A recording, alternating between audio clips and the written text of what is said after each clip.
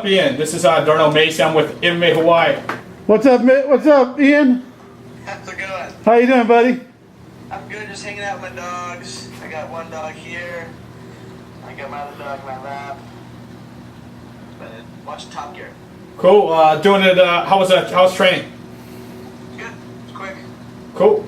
I guess kind of doing it a little ghetto style because we usually do stuff in person. But you know, MMAHawaii, your guys' fight getting a lot of talk. You're facing Darrell Montague, the Mongoose at Tachi Palace fights on Friday, August 5th. You, I guess before we go into that fight, let's I guess kind of talk about the road to the championship. Way back, WEC 38, Dominic Cruz. Kind of tell us who you were back in that fight when you fought the UFC champ Dominic Cruz back at WEC 38. Back then, you know, I just wasn't focused. I mean, I was more focused than before. Turn it a little bit. But I still wasn't as focused as I should have been.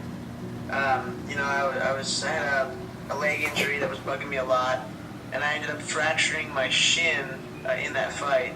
I think the second or third, I think the third kick I threw, I fractured my shin. You know, no excuses, but I think that kind of hindered my game plan, which is the same game plan that I think everyone should use if they fight Dominic, and no one seems to employ it, which is pretty stupid. But compared to now, you know, after that fight, I took a while off. You know, I went really downhill with, you know, drugs, and I went to jail and went to rehab, and you know, had a bad drug overdose. Kind of realized my life, you know, and then I one day was just like, okay, you know, this is what I'm good at. I have to fight. So then I got my shit together after rehab, and you know, now it's what I do, and I think that I could still fight at 35. I don't see why not. But I think 25 is my spot. I'm pretty finally big for the weight class, and it just feels good. You know, I knew going into it, you know, when I signed to fight Josier, I knew I could beat him, and from then on, I think everything has just gone really, really well. All right, let's talk about that Josier De Silva fight. I guess you know, he was coming in with a lot of momentum, and you really, I guess with your win, you really derailed that momentum that he was coming into the States with. Can you talk about that fight? You know, the first round, I figured that, you know, yeah, okay, he's got good jiu-jitsu, whatever. I figured I could out-scramble him. You know, I've always been good at scrambling. Figured my wrestling would take me through it. I knew I wasn't in any danger on the feet or anything like that. But that guy took my back so fast. Luckily I ended up in my corner where my jiu-jitsu and my coaches were. I just started laughing. I was just like, wow, like, holy shit. You know, I made a stupid mistake. You know, I figured I could just kind of punk him as far as wrestling and just try to head and arm him, and it didn't work out. But after that, I just stuck to the game plan, and it, you know, I don't want to say it was an easy win, but it wasn't all that hard. You know, he's just persistent on one thing that's getting it to the ground, and I wasn't going to let that happen. So move on to again the next fight, Dustin Ortiz. This is a fight that earned you the right to face Darrell Montague. Talk about that fight. You know, that kid is really tough. I figure in a couple years, if he keeps at it, he'll be top 10 for sure, top 5. I hit that kid, punches, I kicked him in the head, spinning back elbow, I hit him on the ground super hard. I think what it was is just, I'm taking nothing away from him because he is good. But I think I was just better and more mature at everything. Wrestling, jiu-jitsu, kickboxing, I'm just, you know, just maybe a level above. And, you know, with that said, the level above, I mean, obviously I think I'm there, but that level, that gap isn't that big. You know, even for some amateur guys, a lot of amateur guys that I train with, you know, those separations from them being a good amateur to a good pro is not that big of a gap. So, you know, I gotta, you know, we always have to keep improving, and that's one thing I'm working on. And I guess August 5th, Darrell Montague. Your thoughts going into that fight? It's for the strap. A lot of eyes. Here we are at MMA Hawaii. We're calling you up because a lot of eyes the world over wants to know again what's up with this fight. UFC's definitely watching this fight. Everybody's watching this fight because everyone knows UFC wants to open up that 125 division. Is it going to be you? Is it going to be Darrell Montague? Kind of talk us through all the added pressure as you go into this title fight. You know, I'm really excited for this fight. I've never had a title shot at anything, and Darrell's good. You know, again, I think, you know, I obviously think I'm better. I think I can beat him at everything. One advantage he has is his height and his reach, but I can negate that. I've fought taller guys before. You know, we'll start on the feet. His wrestling defense is good, but I don't think he'll be able to stop my shot. I think I'm a little quicker than he is. I think I have more power in my hands. You know, as far as fundamental kickboxing and boxing, he's good. Obviously he's got great kickboxing.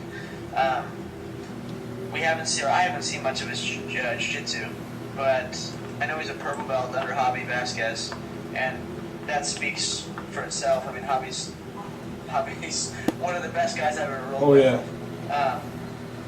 But it's going to be exciting, and I'm planning on a good, hard fight for 5 rounds, and coming home with my title, and then after that, hopefully, go to the UFC or maybe have I have 2 more fights on my contract, so either finish up my contract, or if UFC comes before that, I know that Tachi will let us leave, so go to UFC.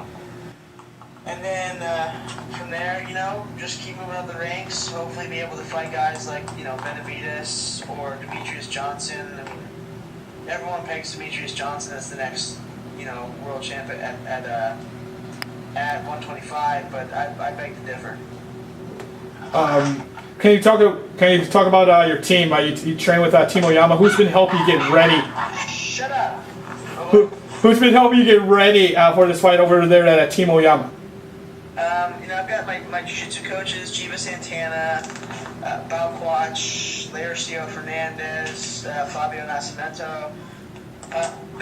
Colin, my coach, main coach, is, he's the main guy who puts it all together. But I've got other guys like Romy Adanza. He just won his 3rd world title in kickboxing and Muay Thai. He's at 118 pounds. He's 118 pounds.